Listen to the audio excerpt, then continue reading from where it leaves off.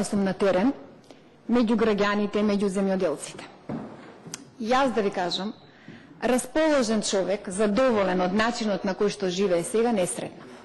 Или беа земјоделци, кои што немаа добиено субвенции, кои што немаа пласман, кои што немаа наводнување, или беа граѓани, кои што немаа вработување, млади, кои што образовани, исто така без вработување. По малите места, во помалите градови, ако и во Скопје го чувствуваме таа репресија на владеачката партија, во помалите места е уште позабележителна.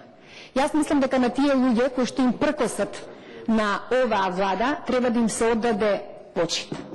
Но што сакам да кажам? На сите нив ги прашувам: добро, кога вака живеете? Зошто еве и последниви избори гласавте за ВМРО? Вели, последните избори не беа избори. Последните избори граѓаните немаа шанса да изберат, тие да или уценети, или заплашени, или поготово со субвенциите. Што им правиа на земјоделците? Или ќе гласаш за нас, или ќе ти укинеме субвенциите. Или ќе гласаш за нас, или ќе ти земеме тракторот. Тоа се случуваше, па им одеа по куќи, им велеа пензиите ќе ви ги укинат, ако не сме ние. Сите знаеме како поминаа овие избори. Но јас сакам сега на граѓаните да им укажам нешто. Преку еден пример со еден прилог што одеше на Телма летово, сакам да им покажам како треба да се однесува граѓанин со вакво владење. На еден прилог се појавува во селото се жалат жителите. Вели: 3 села плачат за вода за наводнување и им изгореа од лозијата, од бавчите, од нивите, затоа што еден ја свртел водата само во неговиот овоштарник. Ама тој еден, бидејќи бил близок со власта, сега земјоделците и жителите на 3 села безпомошни бараат поддршка од медиуми, па тоа да допре до Груевски. Јас вака прашувам сега. Предлог им давам, од 3 села, по 30 земјоделци да се собрале маши и да одат кај тој 100 луѓе и да одат кај тој што близок на власта и сега не им дава вода. И согласно уставот и законите да му покажат како треба да се функционира.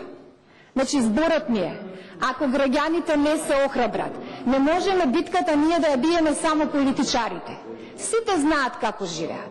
Секој треба да даде свој придонес во делот дека може и мора да живее подобро.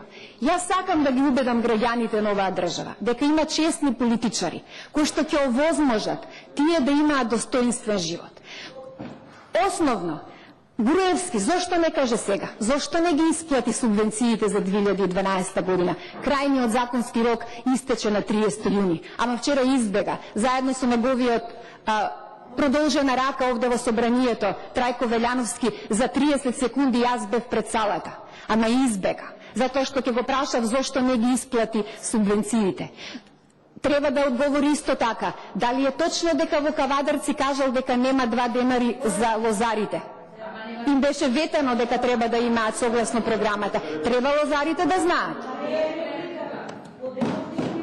Доаѓам до амандманот и до она што зборуваме постојано. Лаги, манипулации, извртување. Тоа е начинот на кој што владее ВМРО-ДПМНЕ. И се е ова во контекст на прифатениот, наводно прифатен амандман, кој што секако, знаејќи како владеат, дека не се реализира. Јас затоа велам дека граѓаните мора да се охрабрат, мора да ни помогнат на нас политичарите, за да овозможиме еден достоинствен живот и крајно да покажеме дека може да постојат политичари кои што се борат за овие граѓани. Благодарам. Благодарам.